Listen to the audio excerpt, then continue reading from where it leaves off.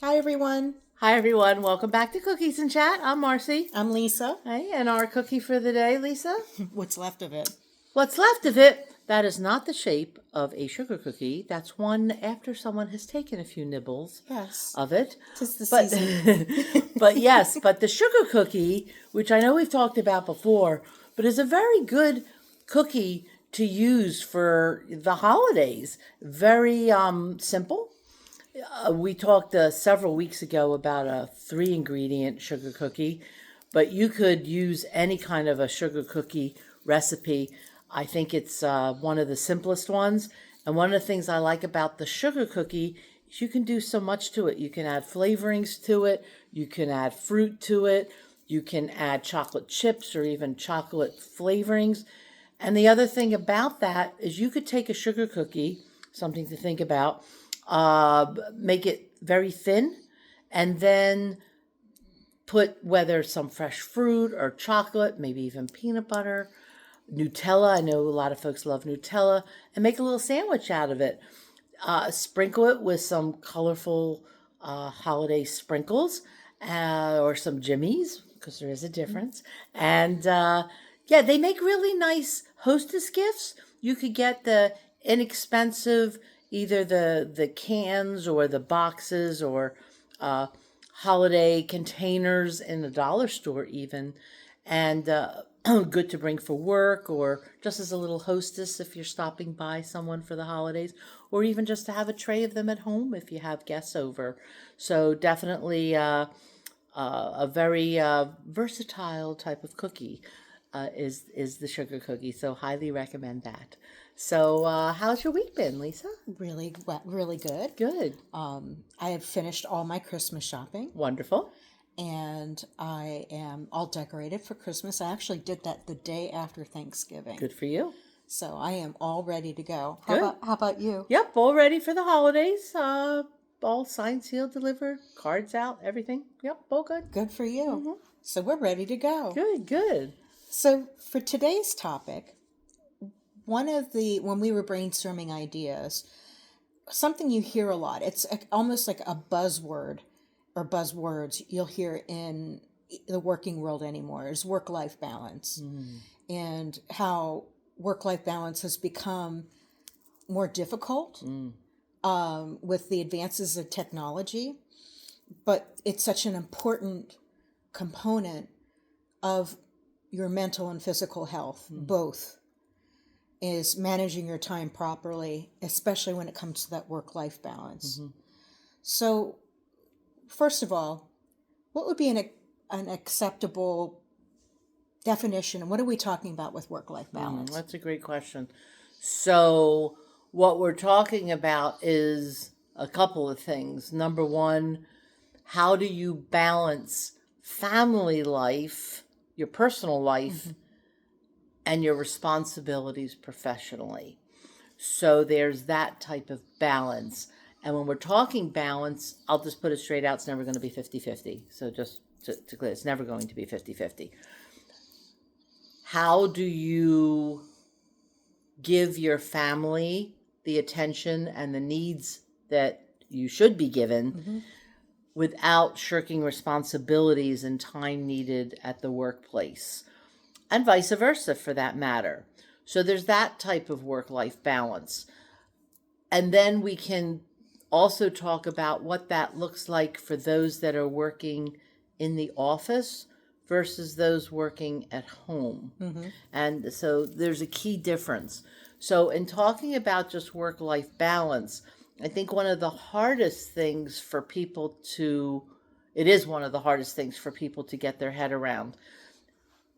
If we're talking about working in the office, what is it, whatever your position is, what is it you absolutely have to do versus what is it you really should do?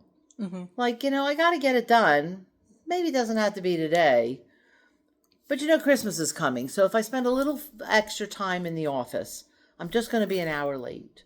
Next thing you know, it's 10 o'clock. And then you start to lose sight of you just get all off kilter. You start to lose sight of what's really important.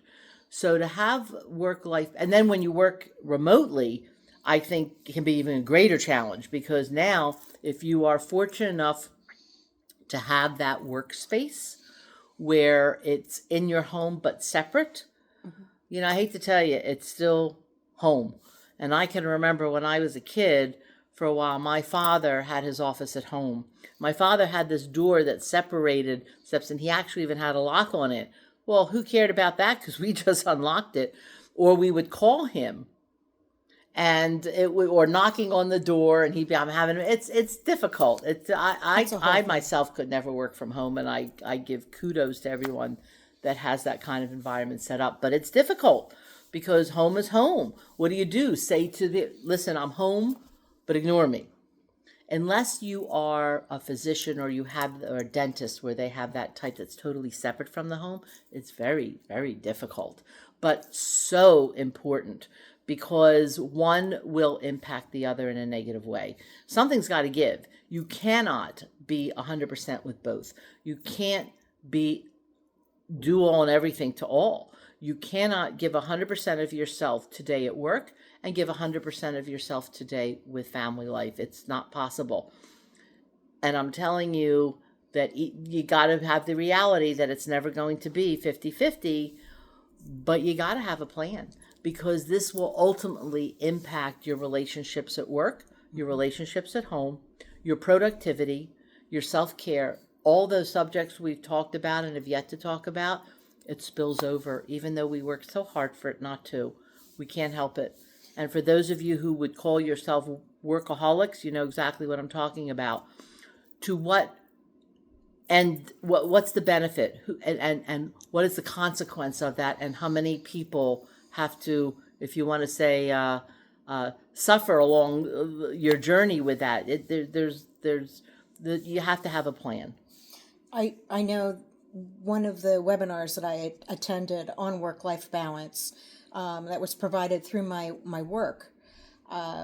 One of the tenets that it actually really said, think about this all the time.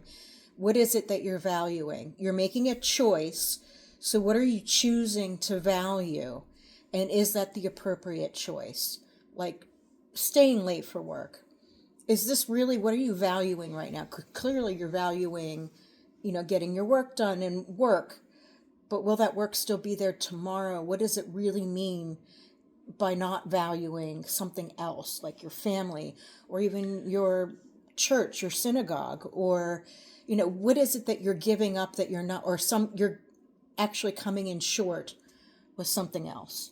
I think, and the word I love that you used throughout that conversation, Lisa, was choice. It is all about choice. People say, well, I didn't have a choice. Of course you did. Everybody has a choice in everything we do. What are the positives and maybe consequences of that is something else, but it's all choice. It brings to mind, since we are in the holiday season, it brings to mind the movie Elf. And I know everybody has seen it, but the part where James Caan is working on Christmas Eve, and his son comes in because Buddy's lost, and he comes in, and the boss or the person that's running the meeting says, if you walk out the door, you're going to lose your job. And here he is giving it, but he's torn for that moment of, do I give my time to my family on Christmas Eve or to my job? And for that moment, looking at his son, he makes the choice to give it into his family, and ends up, you all know the ending.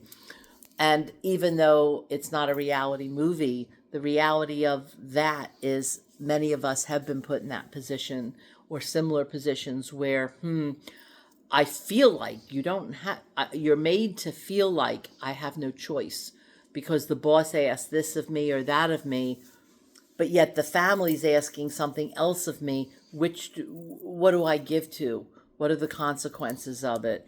And sometimes we have to sit, to your point, to go, what am I getting out of this? And I'm not suggesting, well, you just all leave your job like James Caan did, but sometimes we're put in choices.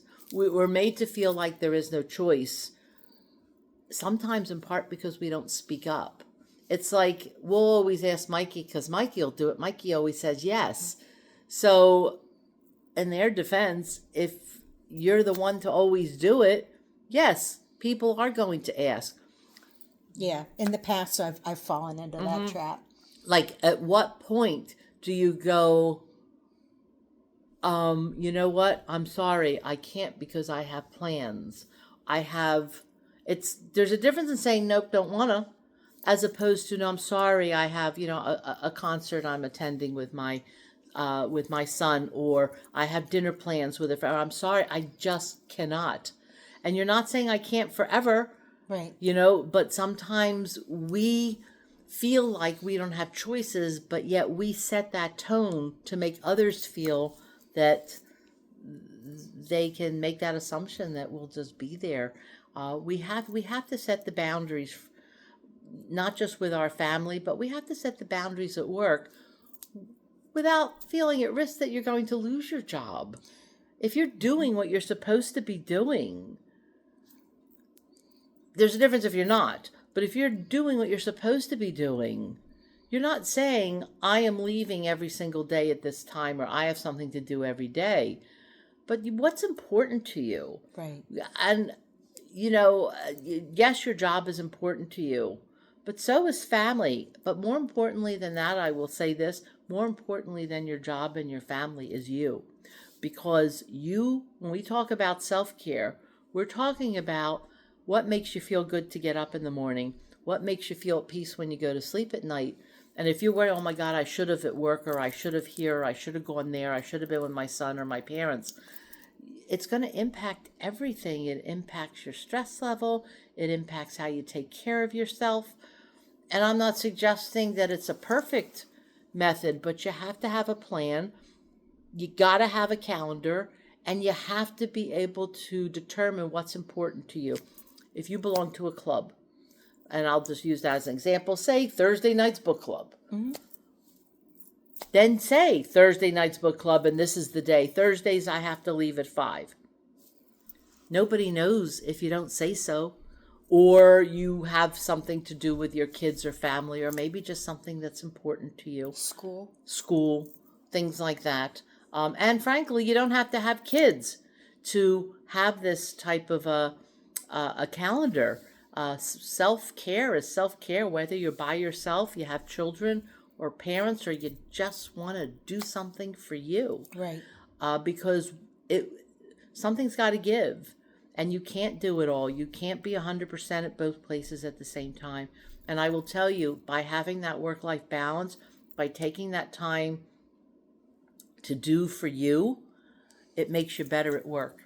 And when you have that balance at work, it makes you a better person when you walk in the door. So for somebody struggling with work-life balance, what would be some advice that you would give them to make it easier for them to have those, I think, boundaries in place? Mm-hmm. I think the first thing is to start small. And what's the one thing that that you feel you should be doing for yourself, or what's the one thing maybe you miss doing because you put so many hours into the workplace? What's one thing? And I'll just keep it very small. If maybe it's getting your hair done. Mm-hmm. Maybe it's getting your hair done. I haven't had my hair done for months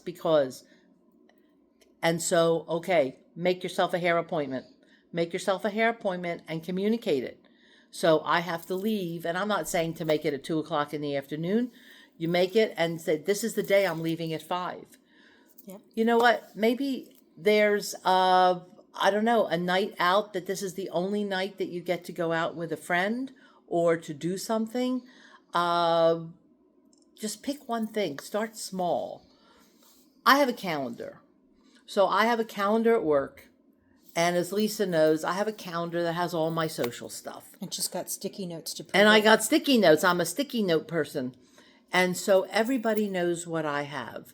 So everybody knows my calendar that's important in my life. And so they know that this is what I have that's important. Now, will I change it? Yes, there's some things, and you can be flexible, but you need to start small, and you need to be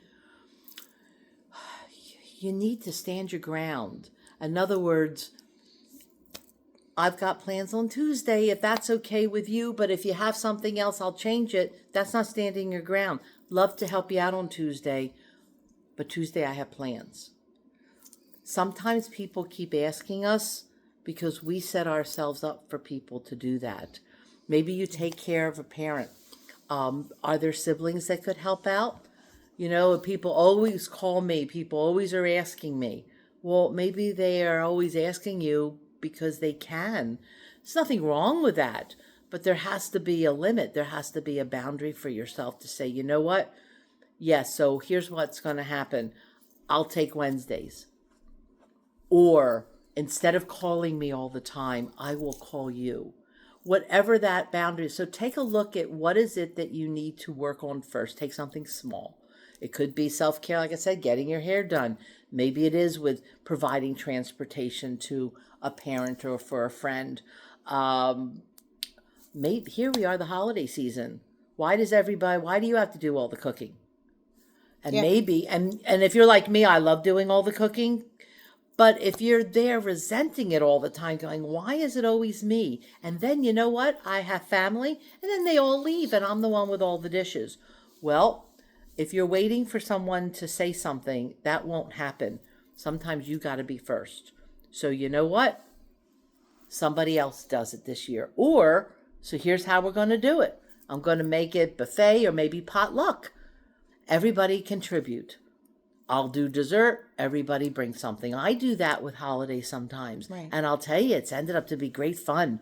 You can have themes around it and people enjoy each other's cooking. And then, okay, now before everybody leaves, who would like the leftovers or who's going to help me clean? Make it an activity. Make it a group thing where everybody has to participate. But sometimes it's us because we don't say anything. So start off with something small. And I think this holiday season might be a good time to start with that. You don't have to cut people off at the knees and say, okay, not doing it anymore. Or maybe you just need to ask for help. Listen, I don't mind doing this, but I would like some help. So would you help me do the cooking? Or would you help me set up? Or would you help me clean? What do you need help with? Or you know what? I'll bring food to you. Could you have it at your place this time? Whatever works for you. Right. Are you the one at work always saying yes? Maybe it's time. You don't have to. There's ways to say no without making it sound like I don't want to. I'd love to help out. I did it last year. If somebody else could, or that particular day, I already had a plan. If somebody else could, next time, catch me next time. There's lots of ways to be nice about it.